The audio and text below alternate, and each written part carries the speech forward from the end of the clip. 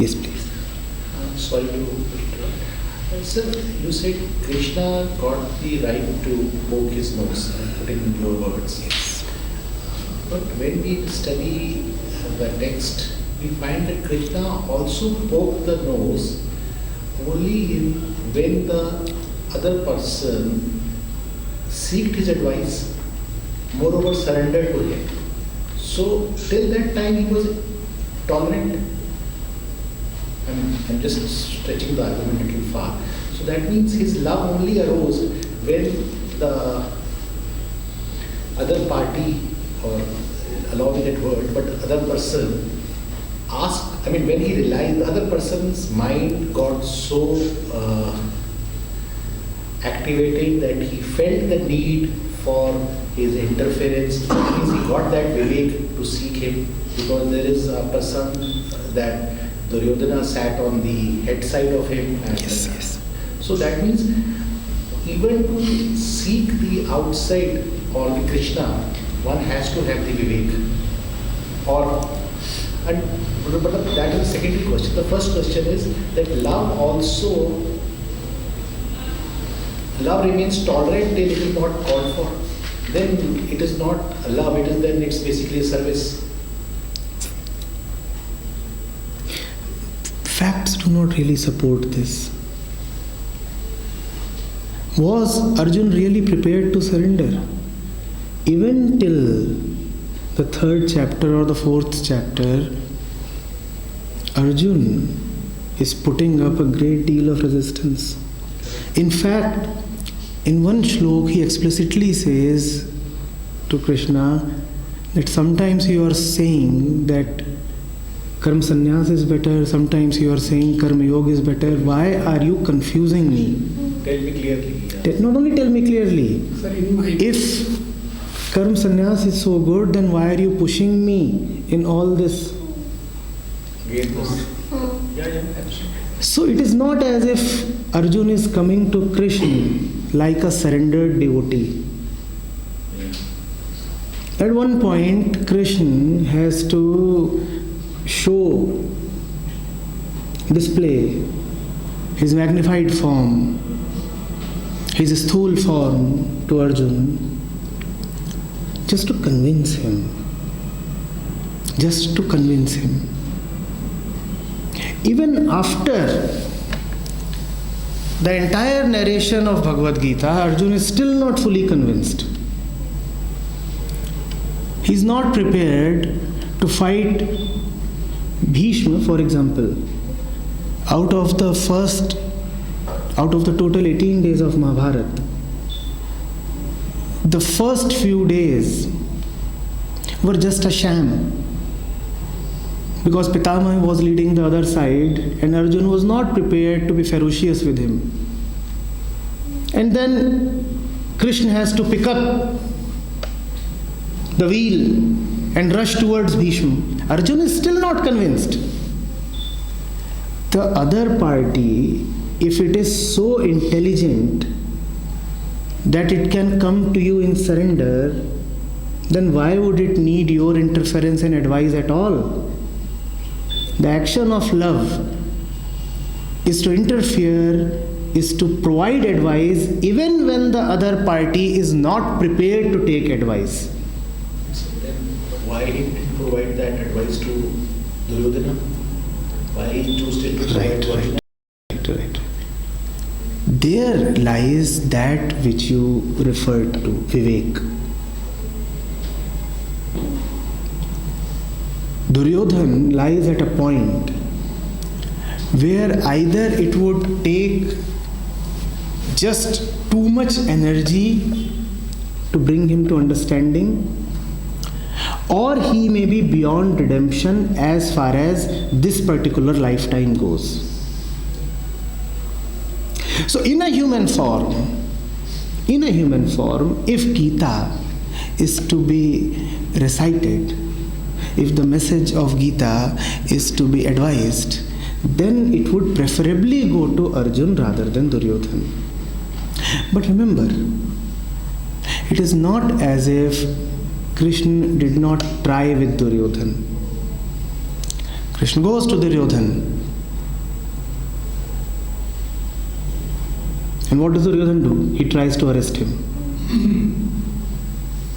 Krishna goes as the messenger of peace. And Duryodhana says, no, no, no. 5 villages. Yeah. So एक ही dog जितनी जमीन नहीं दूंगा. Yes. The action of love is still taking place. He's not saying that I will leave Duryodhana to his fate. He says it is my responsibility to teach even Duryodhana. But when Duryodhana proves it beyond doubt that he is incorrigible, then Krishna says, fine, now that the battle is destined,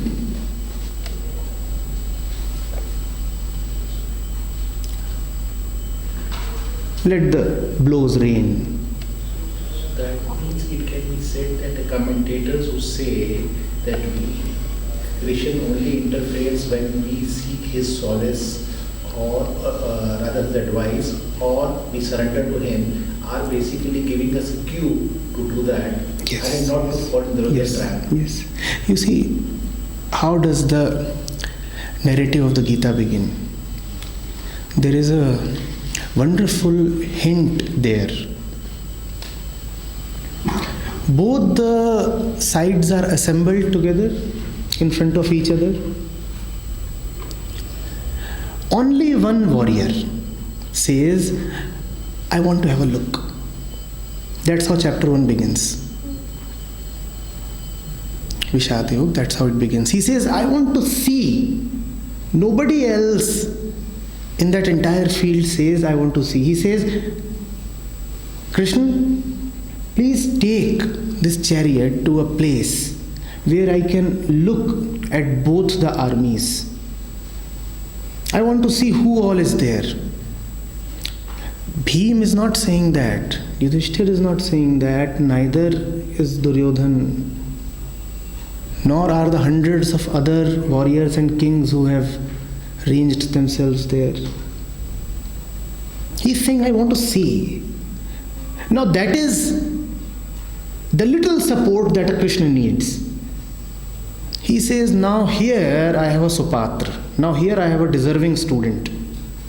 Amongst all these warriors, here is somebody who, even in the heat and the intensity and in the excitement of war, still wants to see. The first thing that a warlike situation does to your mind is that it makes you blind. You don't want to see. You just want to fight and you want to recklessly kill. But Arjun is saying, before I pick up my bow and arrow, I want to see. So here one more point is there, just for my clarification. Apart from Arjuna, Yudhishthira also did a wonderful thing that before commencing of war, he went to seek the blessings of Bhishma and Dronacharya. So in that case, that if you say that Arjun was, though what the weight you are putting up, it looks that Arjun still has the composture remained in himself. But what the belief which we have been tutored that Arjun lost, he will become an emotional breakdown or something like that. If there is an emotional breakdown, if that is the way it has been communicated to us, it is correct. Arjun is the one who is trembling. In fact, he says that I am experiencing jwar. My body temperature is rising and my hands have lost the capacity to pick up the gandiv. So he is experiencing a kind of a meltdown. You know what is this meltdown? He is not convinced about his beliefs. Being a Kshatriya and being a person who has been terribly wronged since decades, he should have fought. But there is something within him which is telling him, no. There is something missing. There is something that I am unable to see. Everybody else is fully convinced. And you know what is this conviction? I am firm in my belief. Duryodhana is firm in his belief that the kingdom belongs to him. and he must have it at any cost.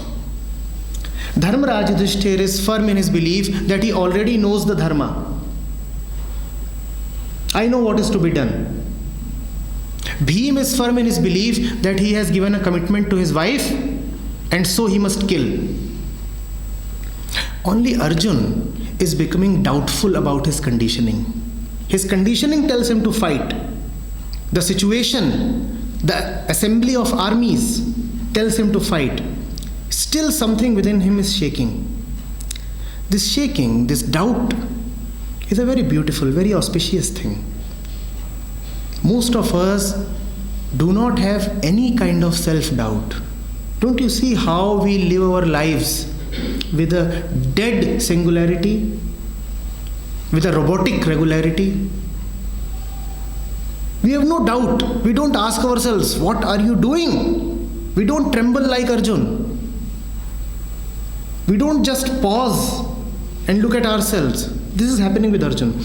Now to a teacher like Krishna, this is a good indication. He says, now the time has come for the Gita to be communicated. Here is a worthy student. Here is a worthy student. The broader issue that we are discussing is that if love interferes, then must it interfere in every case? Must it interfere with everybody, in everybody's life? Not really. Their discretion must be applied.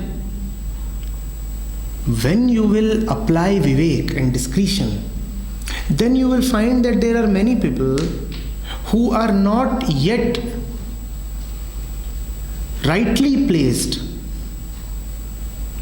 to receive your interference. There you can delay it or postpone it. But still you will find hundreds and thousands who are in immediate need of help, and not only are they in need of help, they are also rightly placed to receive your help. Their situation is just appropriate. If you just extend your hand, they will take it. There, if you are not extending your hand, there if you are saying, he must come to me and ask for my help like a true seeker, then you are just being insensitive. Remember that he is in need of help and he has realized that he needs help. Now it is your duty to stretch yourself. Now it is your duty to barge into his house.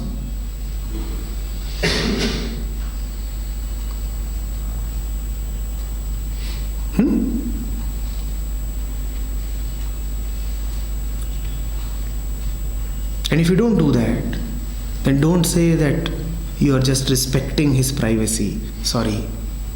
You are just too terrified about your own comforts. It is not his privacy that you are respecting. It is not his customs that you are respecting.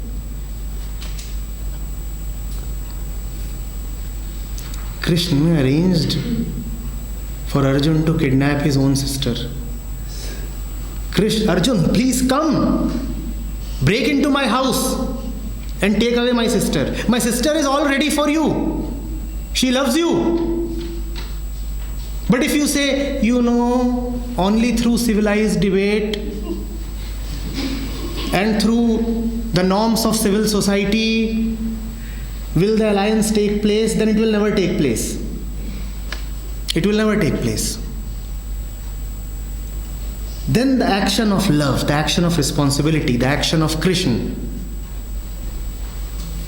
is to destroy the rituals and respectability of his own household, even if that makes Balram terribly angry. Let the world become very angry. Let them say that what kind of brother is this? who is getting his own sister kidnapped. Let them say what they want to say. But now that I know that these two love each other, my responsibility is to arrange. Are you getting this? So for sake of clarification, I know I'm at a... You said that the Krishna would interfere or rather give his help him, the person who is ready to receive it, who is in whom it, his efforts will bear fruit. So my point is that doesn't that mean that he's attached to the result of the thing? He's not doing his action without what the normal statement is, karam karo, phal ki ichha mat karo. You see, wherever there is action, please understand this. This must be put very straight. Wherever there is action, the action will always be concerned with the result. Correct. It has been repeatedly said that act without bothering for the result, and this has been touted as the message of Krishna. No, this is not the message of Krishna. Action implies results. Correct. The actor can be result free. You can act from a point where results do not bother you, but that does not mean that action will not have results.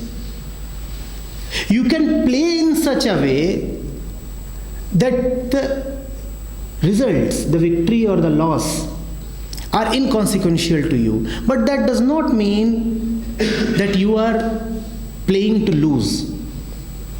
Please understand this. I am playing, it is Leela. I am playing, it is Leela. Yet I am playing to win. Otherwise, what is the fun in playing? Otherwise, you will also get bored. Have you ever played with somebody who doesn't want to win? How does it feel? Foolish. And you feel as if he is contemptuous towards you. If you play with somebody who does not want to win, then is he respecting the game? It is a form of respect towards the game, the whole game of Leela, to play to win. When you play, you must always play to win. But the player must remain unconcerned with the result. That is what is Nishkam Karma. So, but I thought that the way it understood to me was that the Krishna or the actor was concerned with, the way you explained me, he was concerned with the result. Yes, of course. In the bodily form, in the form that is uttering the discourse, Krishna is very much concerned with the result. He is not only a passive charioteer.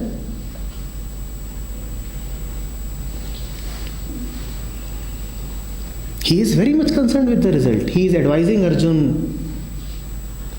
Once when an arrow is about to hit Arjun, it is said that Krishna displaces the chariot. He tells Arjun whom to fight, whom not to fight. He is the one who says, now is the time, shoot, kill Karna. All the major battles that happen in those 18 days have been shaped by Krishna himself. He is of course bothered with the result. Krishna, the man, is bothered with the result. Krishna, the Atman, is not at all bothered with the result.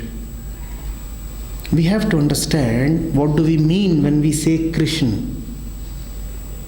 There is a Krishna that is speaking to Arjun. And there is a Krishna within which the whole Krishna-Arjun dialogue is taking place. Which Krishna are we talking of? The totality within which both Krishna and Arjun and all the armies exist.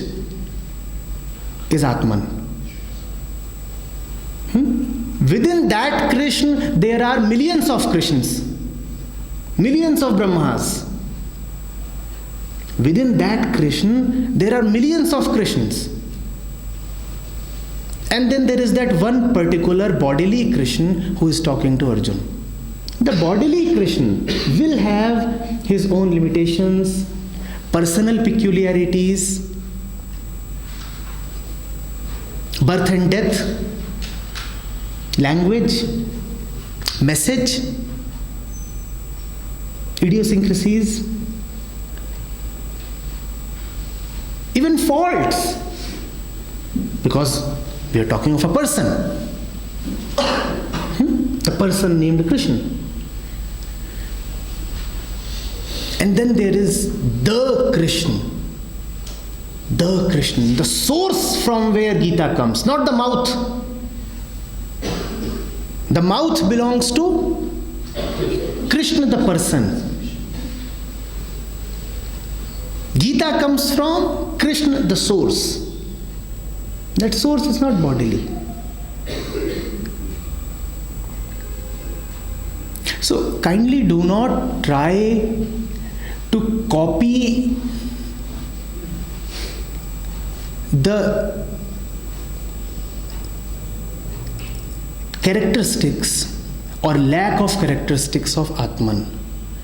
That is one major fault that many so-called spiritual people enter. What applies to the Atman, we start trying to apply that to the world. What applies to the Nirgun, we start applying that to the world. The Atman has no future. The Atman has no time. But you have time. So you must respect time. The Atman has no goal. But you must know your goal. You become goalless only when you become identified and identical with the Atman. Only then you have a right to say that I have no goal in life. Till the time you are not identical with the Atman, till the time you are identified with your body and mind, you indeed do have a goal. And what is that goal? To be disidentified. That is the goal. But this mistake we very frequently make. The fellow would say, I have no goal in life. And when he is making this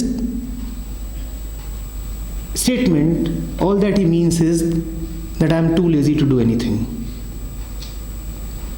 Why don't you have a goal in life? Not having a goal is a privilege, is a luxury that belongs only to the one who has reached the very source of himself, the very foundation of his being. Only he has the right to say that he is goalless. Everybody else must, with total devotion, pursue the goal. And what is that goal? Goallessness is the goal.